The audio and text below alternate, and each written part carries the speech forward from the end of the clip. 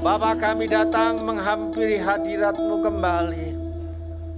Kami memuji dan membesarkan nama-Mu Tuhan, karena Engkau memang Allah yang besar, agung dan mulia.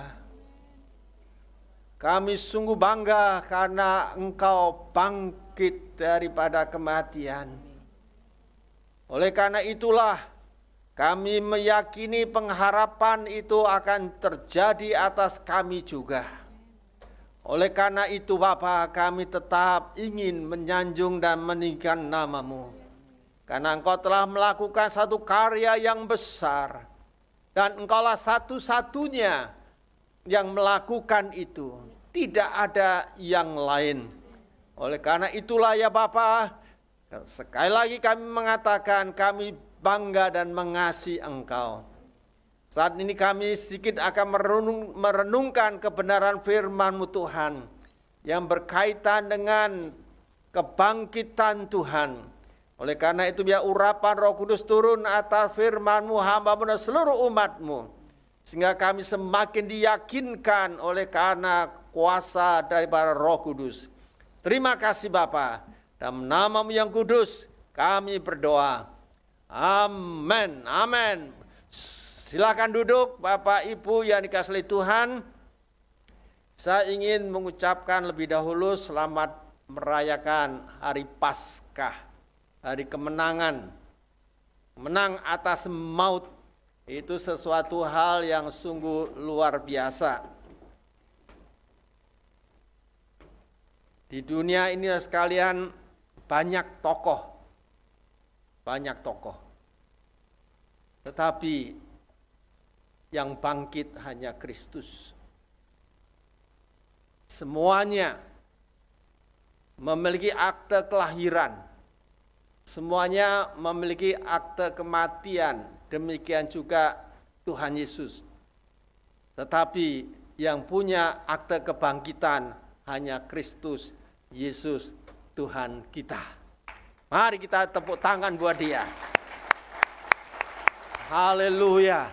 Ini sesuatu yang sungguh dahsyat dan luar biasa. Oleh karena itu, jikalau saya mendengar ada seseorang yang meninggalkan Kristus, saya katakan begini, wah orang itu kok bodoh banget ya. Bodoh sekali.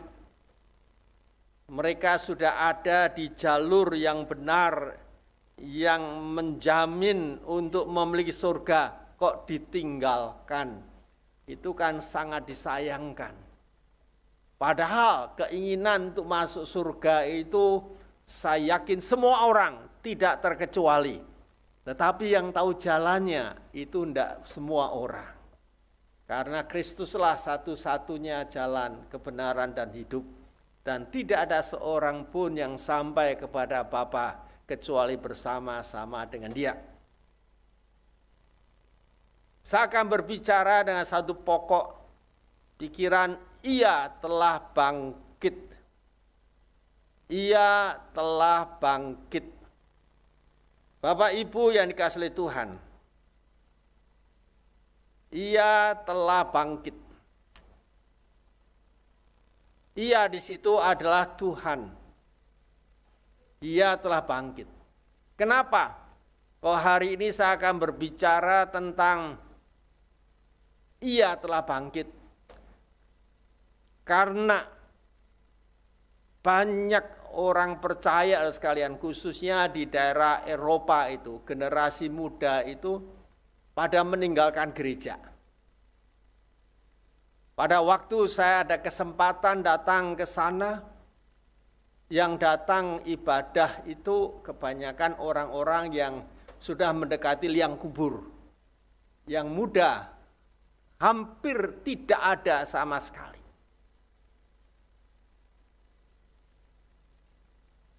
Itu sesuatu yang ironis sekali. Mengapa?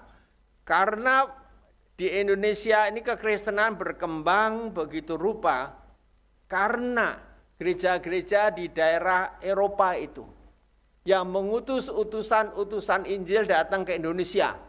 Baik itu dari Belanda, baik itu dari Jerman, baik itu dari Swiss dan dari tempat-tempat yang lainnya. Tetapi sekarang justru mereka itu gerejanya kosong dan fungsinya beralih. Mengapa?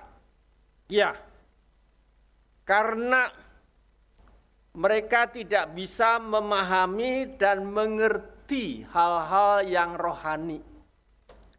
Semuanya akan coba dia analisa sepenuhnya dengan akalnya.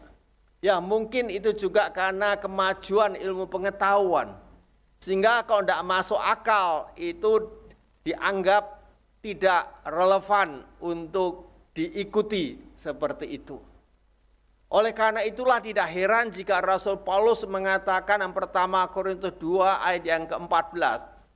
Hal-hal orang-orang duniawi itu sulit untuk memahami perkara-perkara rohani. Karena perkara-perkara rohani itu harus dinilai secara rohani. Disinilah pentingnya peranan Roh Kudus. Dan dari zaman Alkitab sekalian, masalah kebangkitan itu memang menjadi polemik.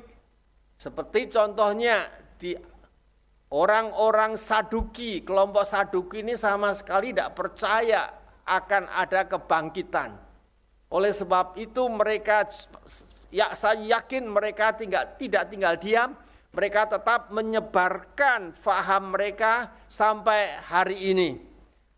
Karena memang masalah kebangkitan dari orang mati itu merupakan sesuatu yang sangat sulit untuk kita analisa secara ilmiah. Itu harus kita terima dengan iman dan dengan pertolongan Roh Kudus.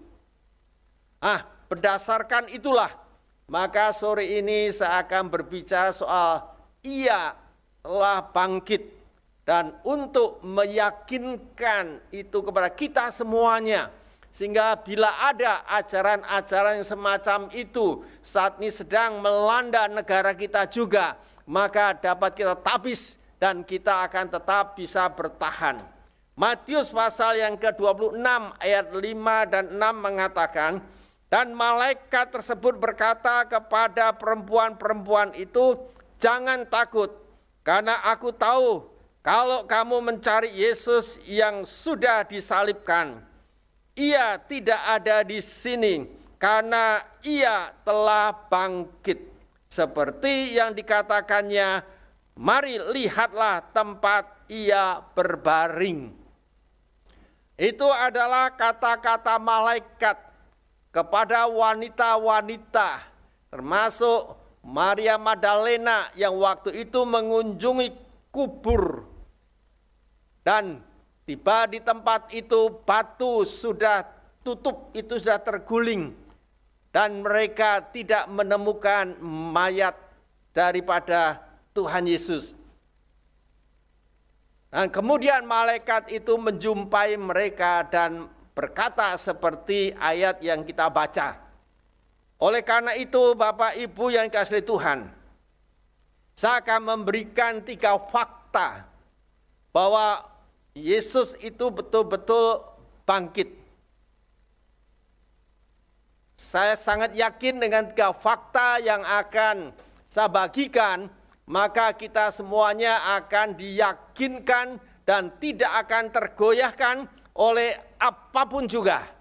Walaupun ada orang-orang yang membujuk dan menyebarkan faham yang baru yang bertolak belakang dengan apa yang sudah diajarkan oleh Rasul Paulus dan firman Allah, yang Rasul Paulus katakan itu merupakan nabi-nabi palsu, maka kita tidak akan terpengaruh oleh mereka.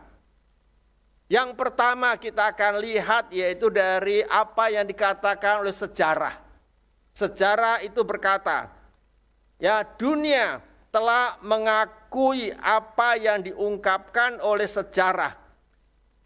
Karena apa yang diungkapkan oleh sejarah itu merupakan satu fakta yang dapat dipercaya dan tidak bisa diganggu-gugat.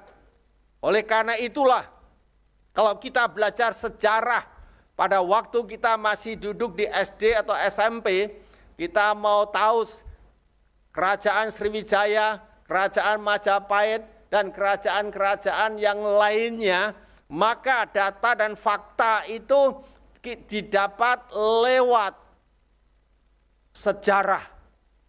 Dan kemudian itu diakui memang kerajaan-kerajaan itu ada di tengah-tengah nusa dan bangsa kita.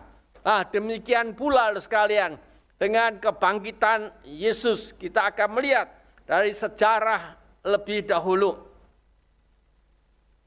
Dan sejarah itu juga berkata ada 3 bukti tentang kebangkitan Yesus. Sejarah itu berkata ada 3 bukti dari kebangkitan Yesus. Yang pertama yaitu kubur yang kosong. Ya, next. Kubur yang kosong, next. Dalam Yohanes pasal yang ke-20 ayat 5 sampai 8 dikatakan sebagai berikut. Saya membungkuk dan menengok ke dalam dan melihat kain lenan terletak di situ. Tetapi saya tidak masuk. Lalu Simon Petrus datang dan terus masuk ke dalam. Ia juga melihat kain lenan terletak di situ. Sedangkan kain pembalut yang tadinya menutupi kepala Yesus tergulung dan tertumpuk di pinggir. Kemudian saya juga masuk serta melihat dan percaya bahwa ia telah bangkit.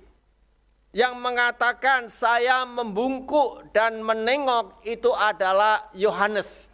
Karena dia yang menulis kitab ini.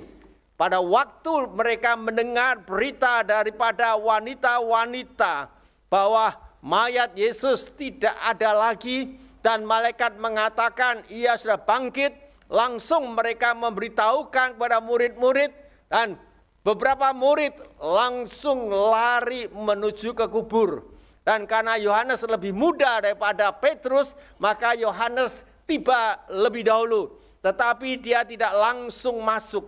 Tetapi Petrus yang menyusul, langsung dia masuk ke dalam dan melihat situasi dan kondisinya.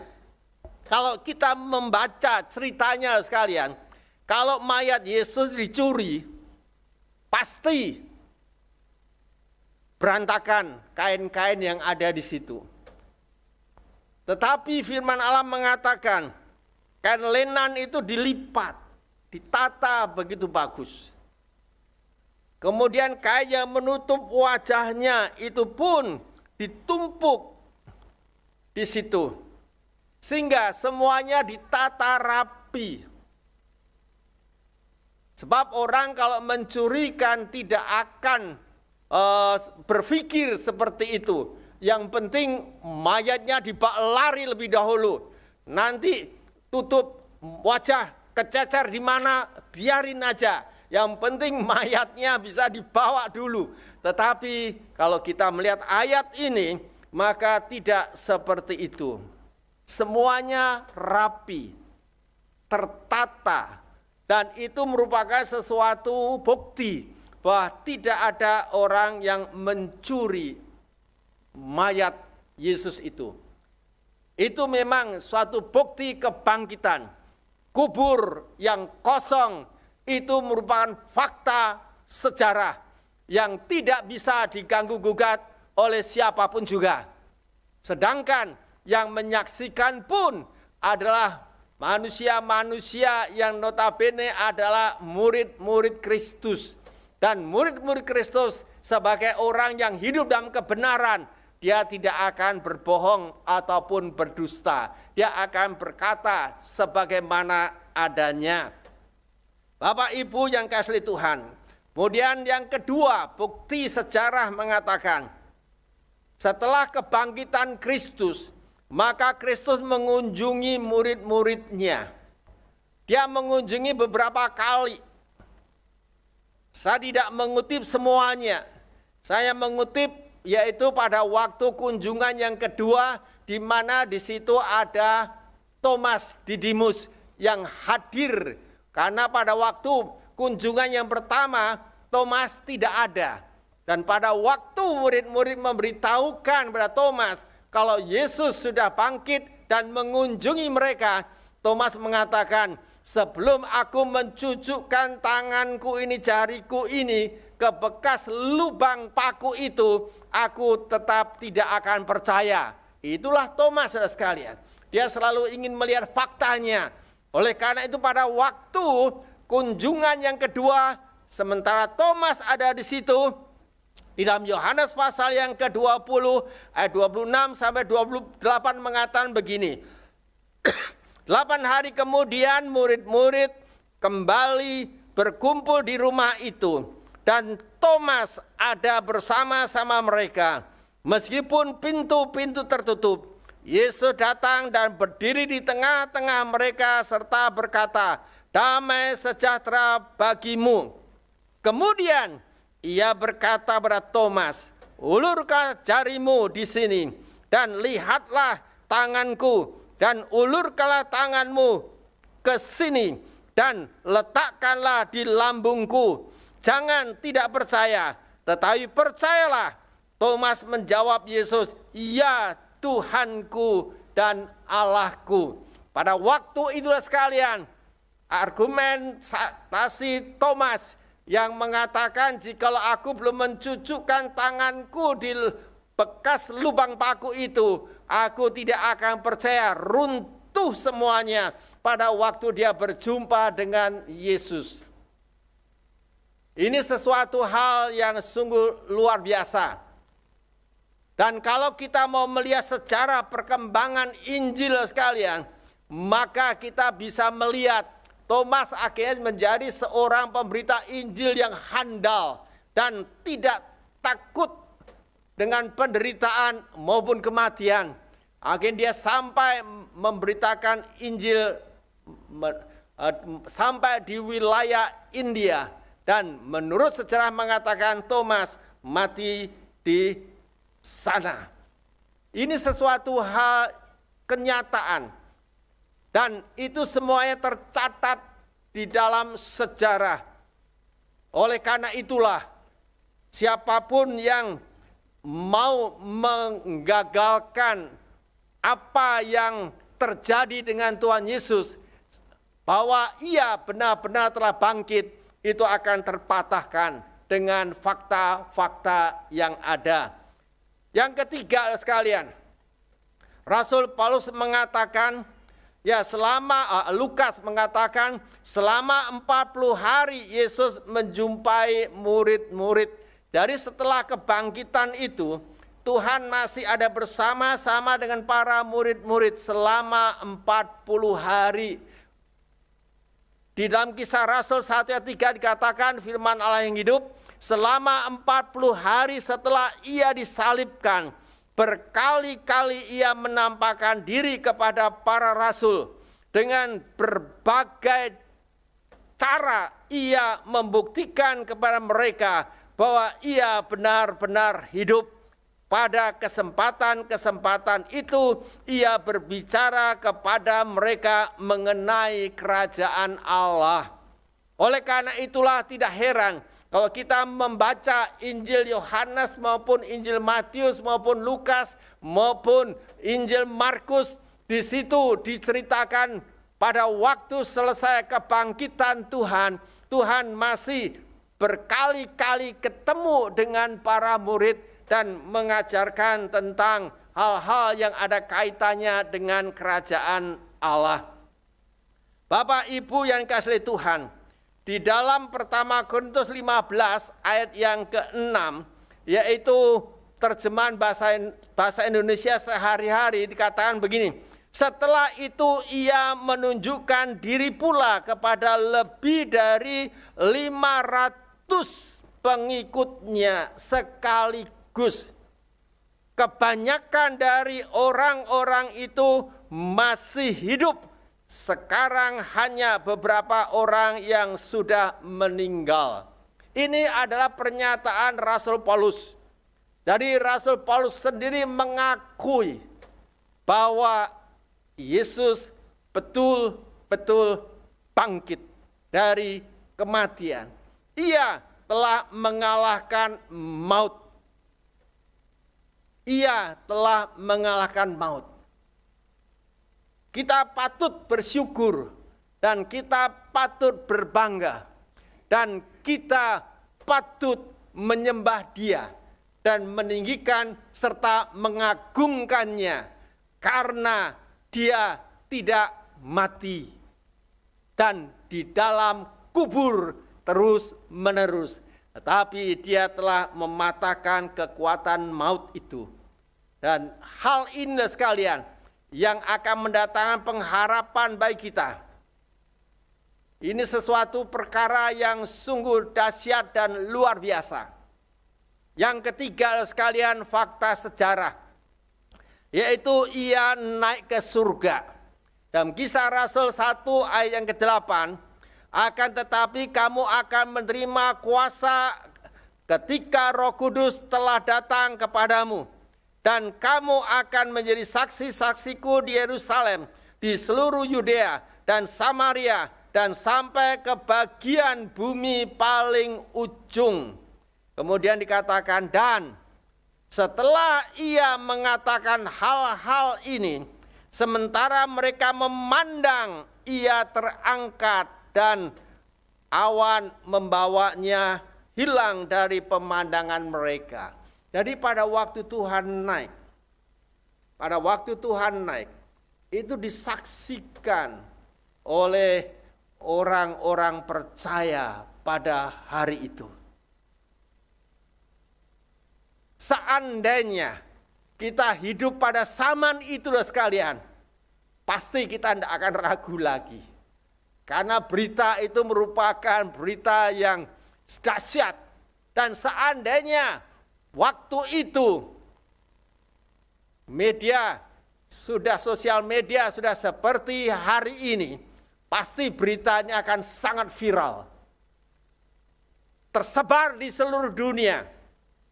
Termasuk video-videonya. Hanya sayang pada waktu itu, hal-hal itu belum ada. Tetapi ada saksi-saksi hidup yang menyaksikannya. Dan begitu banyak orang yang telah menyaksikannya.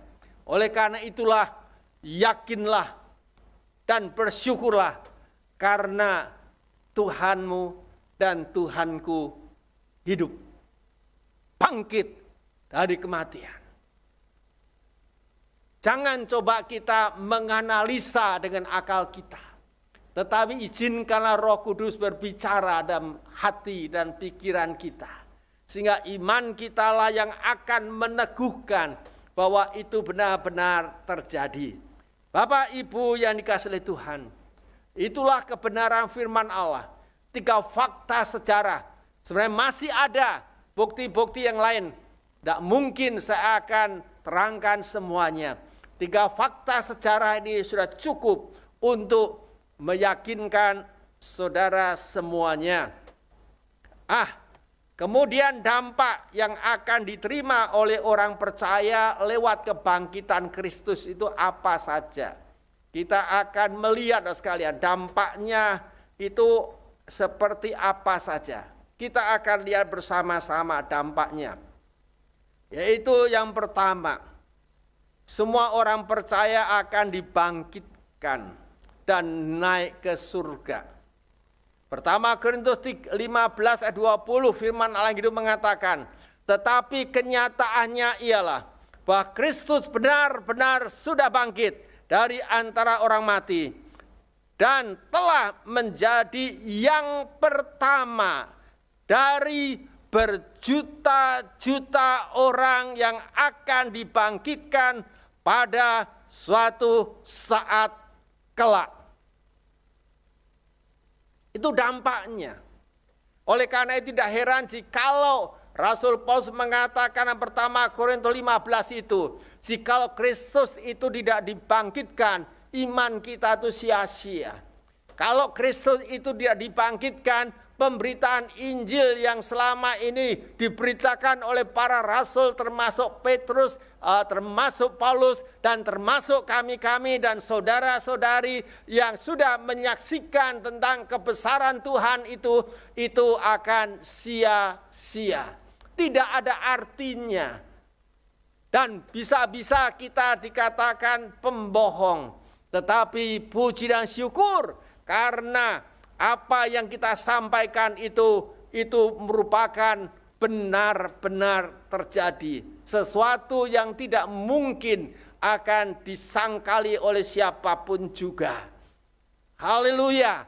Oleh karena itu marilah kita akan terus memupuk iman kita. Dan kita akan terus menyampaikan berita ini kepada siapapun termasuk anggota keluarga kita. Pertama Tesalonika pasal 4 ayat yang ke-16. Tuhan mengatakan sebagai berikut. Tuhan sendiri akan turun dari surga dengan seruan suara dari penghulu malaikat dan dengan suara trompet Allah. Dan orang-orang yang mati dalam Kristus akan bangkit lebih dahulu. Kemudian kita yang masih hidup, yang masih tinggal, akan diangkat bersama-sama dalam awan-awan dengan mereka untuk bertemu dengan Tuhan di udara. Dan demikianlah kita akan selalu bersama dengan Tuhan. Mungkin Bapak Ibu berpikir mana mungkin jadi. Kalau kita mau membuktikan sekalian, kemampuan Tuhan untuk membangkitkan orang mati tidak perlu diragukan. Lazarus itu bangkit, yang membangkitkan adalah Tuhan Yesus. Orang yang di Nain itu juga dibangkitkan. Walaupun itu belum hari kebangkitan secara massal. Tetapi apa yang dikatakan oleh Paulus di dalam pertama Tesalonika, Paulus berbicara kebangkitan secara massal. Itu sebabnya dikatakan di situ ada berjuta-juta orang yang akan dibangkitkan. Wah, waktu saya membaca ayatnya sekalian, saya berhenti sejenak, saya membayangkan kejadian itu. Wah, waktu itu banyak orang, berjuta-juta, tidak tahu berapa puluh juta, itu diangkat bersama-sama. Wow, diangkat bersama-sama. Pada hari itu loh sekalian, orang sulit membedakan orang yang menangis dan orang yang tertawa. Mereka yang sadar, yang selama ini hidupnya tidak sungguh-sungguh, tahu-tahu melihat temannya, pasangannya diangkat, dia tidak terangkat.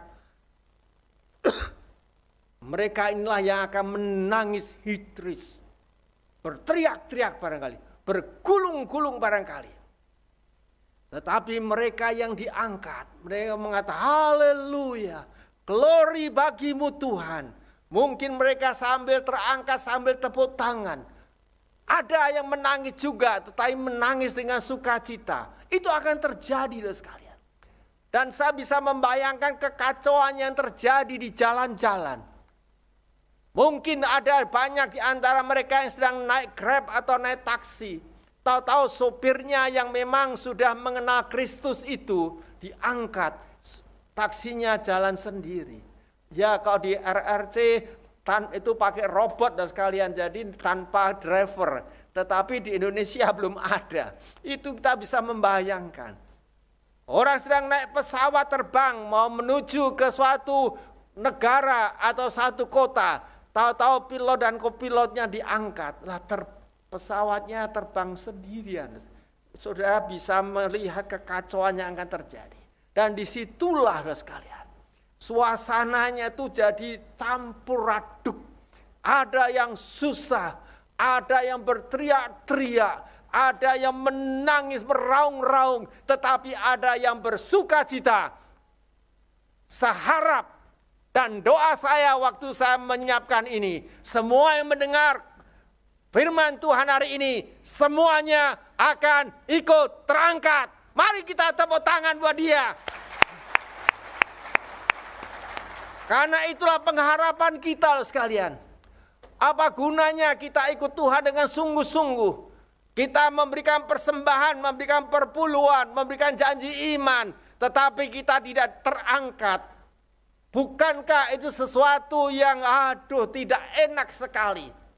Oleh karena itu marilah kita akan semakin mempersiapkan diri kita. Karena kita tidak tahu kapan Tuhan akan datang dan meniup sangkakalanya untuk mengangkat kita semuanya. Karena dia adalah buah sulung kebangkitan. Seperti ayat yang tadi kita sudah membacanya.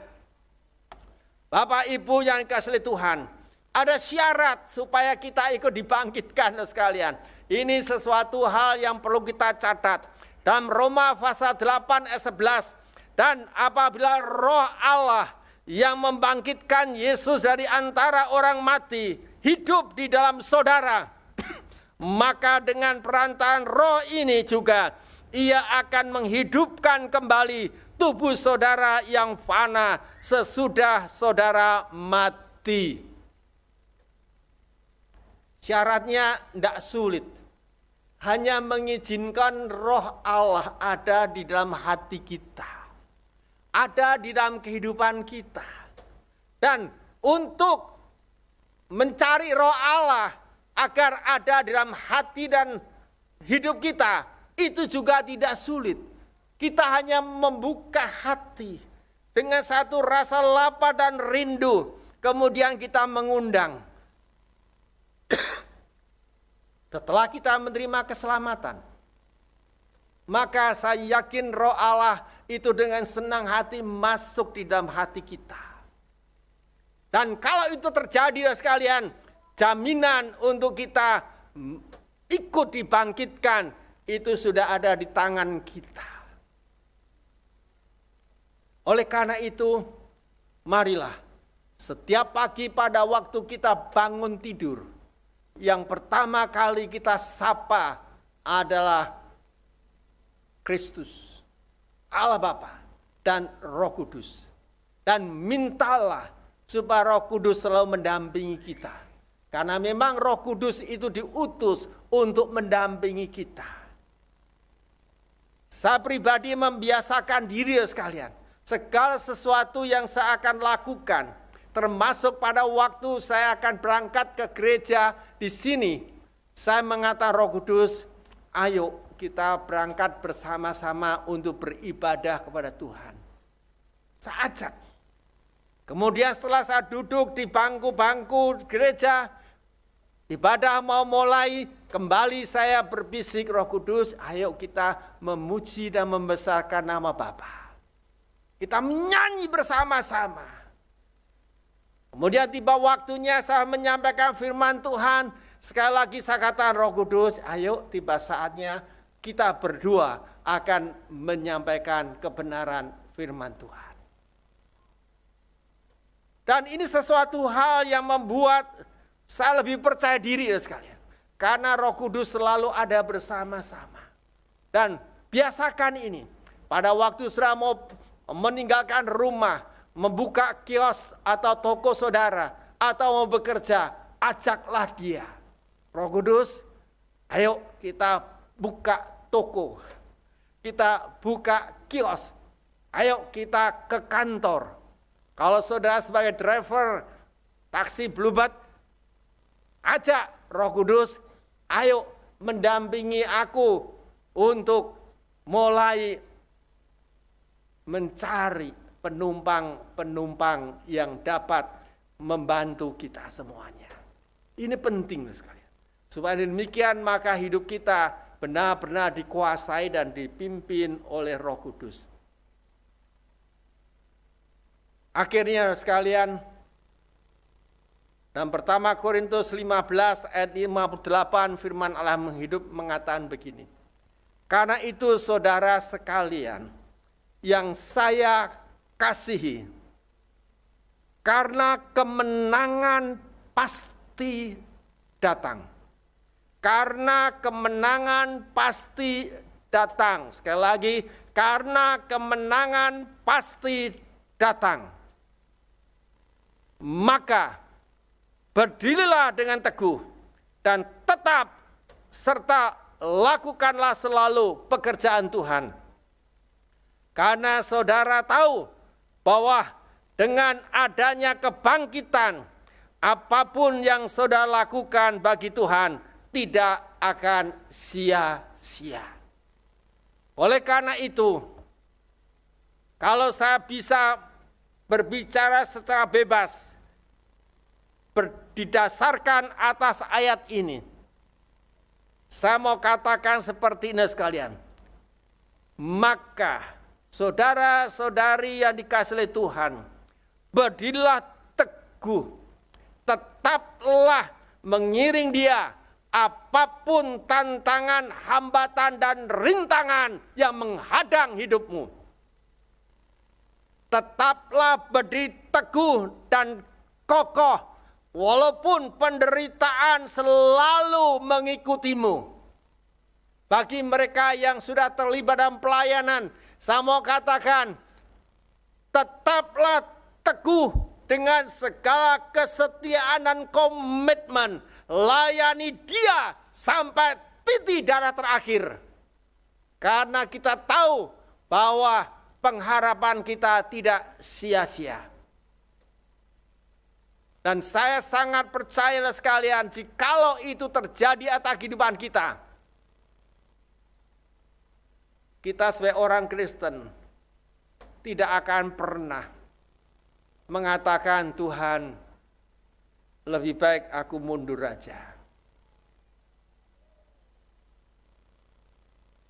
Ini sesuatu hal yang sangat penting untuk kita. 3 fakta sejarah telah membuktikan Yesus memang sudah bangkit dari kematian.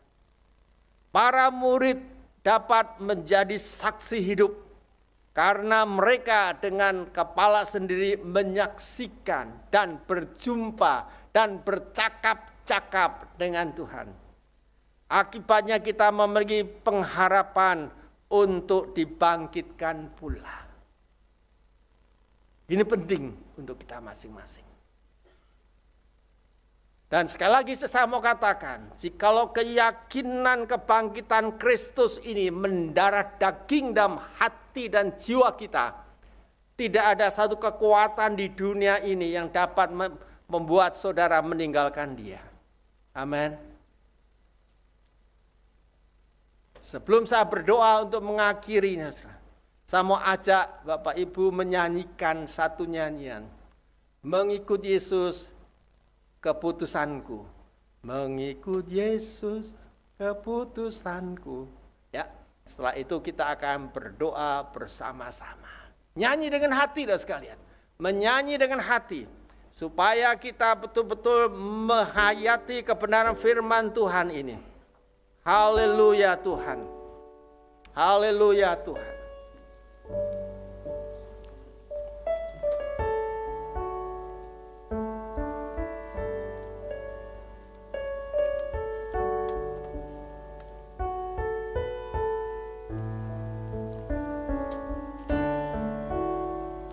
Mengikut Yesus keputusanku, mengikut Yesus keputusanku, mengikut Yesus keputusanku, ku tak ingkar.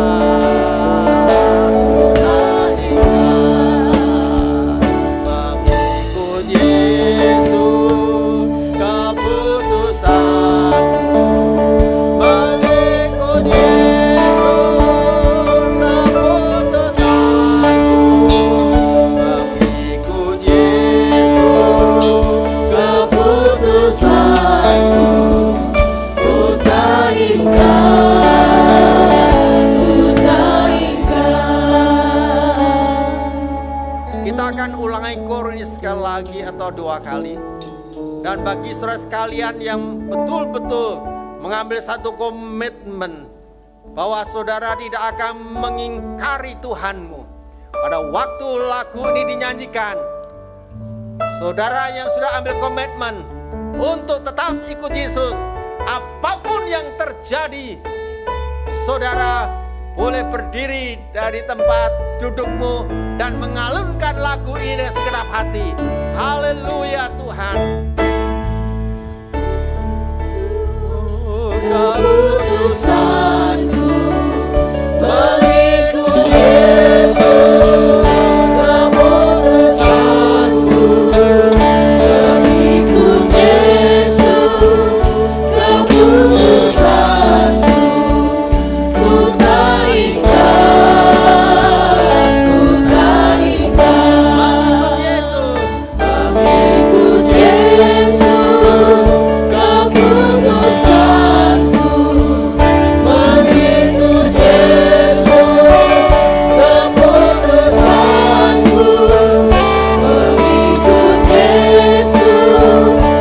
Keputusanku ku tak ikat, ku tak ikat, ku tak ikat, ku tak ikat.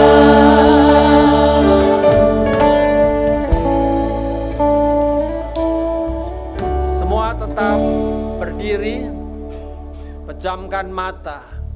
Kalau ada di antara Bapak Ibu sekalian yang saat ini belum memiliki satu keyakinan yang penuh akan kebangkitan Tuhan dan ingin didoakan, silakan sudah angkat tangan dan saya akan berdoa.